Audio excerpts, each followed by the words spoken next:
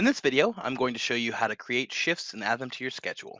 First step is to get logged in, and once you're there, you're going to go ahead and hover over the Shifts tab and click on the Scheduler option. Once that loads, you should see any shifts that have already been created in your program. The process for creating field, clinical, or lab shifts is actually going to be the same. It just depends on which button you click. And once you're in there, it'll only have the list of either field sites if you click field, clinical sites if you click clinical, and lab sites if you click lab. And again, we do color code our shift types. So field is blue, clinical is green, and lab is yellow. This will be the same across pretty much everywhere in Fisdap. If you ever see text in green, you know it's a clinical shift. So we're going to go ahead and click on the field shift button. And once you're here, again, this page will look the same if you're in clinical, field, or lab. The only difference will be it'll say add field shift. And again, your sites here are listed from the field options. So we're just going to go through the settings from top to bottom. First, although it's not required, you can add a custom shift name. This will add to the beginning of the shift. So as an example, if you want to click the little help icon, we give the example of A shift and B shift, but you can give it any sort of custom shift name you'd like. The next option, which is required, is to say which field site you want to create these shifts for. In this program, I just have two field sites, so I would select between the two here. We'll stick with Fisdap Ambulance Service, and then I can choose the base under that. We'll go ahead and select Rig 2. Then we've got our start time. It's going to be in 24-hour time. Duration is in hours. You are able to do partial hours if you'd like. So I did 8.5 here. And then the number of students who can attend the shift. And this is very important because in FISDAP, students are only ever able to see shifts that they're able to sign up for. So if you limit the shift to a certain number of slots, in this case, one student, then once one student has signed up for it, the other students will not see that shift. So there's no worry about double booking. The next step, and technically the last step you need to create a shift, is to select what days they're going to be. As you can see in these options, you can select any date from today going forward. And so if I click the 15th, I could create this one shift. We've got all of our required options, so I could hit create that one. You could also select multiple days if you know it's going to be over multiple days. And now it's saying create 4 shifts. However, oftentimes programs are going to want to create a lot of shifts and not want to do it all individually. So we have what we call creating a series. In that instance, what you would do is select what the series is at its most replicatable form. So, for example, if it's an everyday shift, you could click today's date, turn repeats on, and it's going to say repeat every one day, and then it'll have an until. In this case, the default is the 26th of July. If you then wanted to say every other day, you could select every 2 days, every 3 days, so on. I could, instead of doing days, do week, and then it's an every Friday as opposed to every day. And same for every month, so it'll be on the 14th.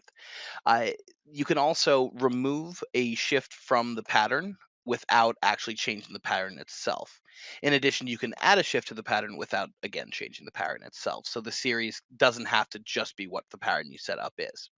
Now, if I clear the selections and then say Monday, Wednesday, Friday and turn repeat on, you'll see day is not selectable because what we selected can't be repeated every day, but it can be repeated every week. So that's what we're seeing here.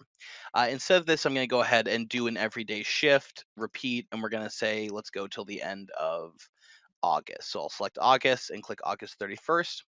And there we go. If we wanted to see more in the future, we can click the 6 or 12 options. I'm going to stick back to our 3 because we're just looking at the next 3 months.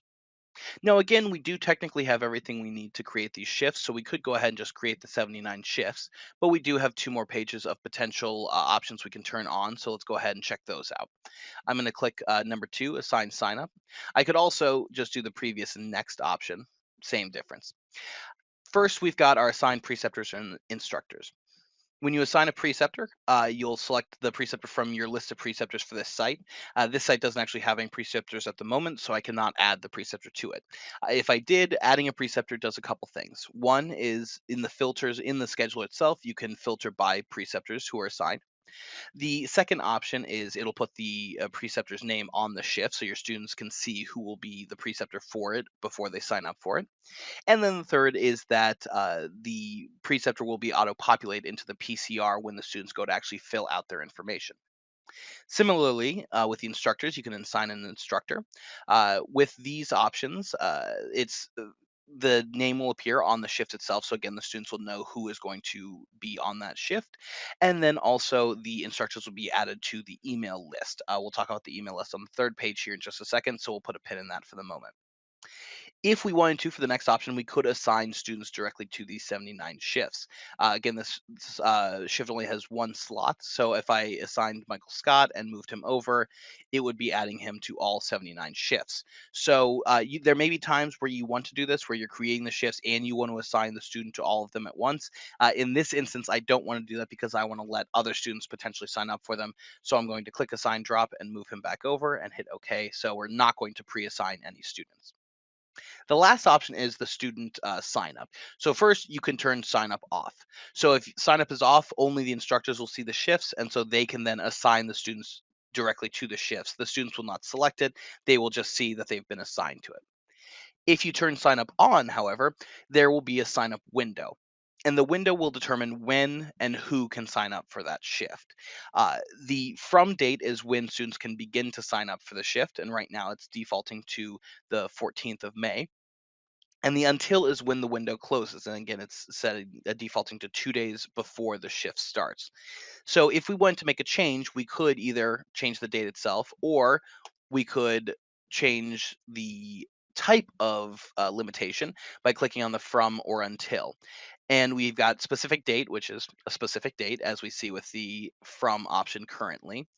The monthly date will be the whatever date you choose of the previous month. So if you want the shifts to open up, say on the beginning of the month prior, we could say the first of the month, and then students couldn't sign up for shifts too far in advance.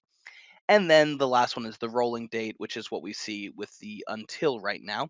And you can change it to days, weeks, or months before the shift starts, and then you can select how many you want. If you want students to be able to sign up for a shift up until the shift itself starts, you could put 0 days, and that way they could sign up right until the shift starts. The other side of the window is who can sign up. We default to cert level and including all three cert level options, but if you wanted to make this shift only available to paramedics, you could do so. You could also set it to student groups instead of a cert level. So again, this program doesn't have any student groups, but if it did, you could select that student group and then only students in that student group could sign up for these shifts. So it's again a way you can limit who can sign up for which shifts if you want to. You can also add additional sign up windows if you wanted.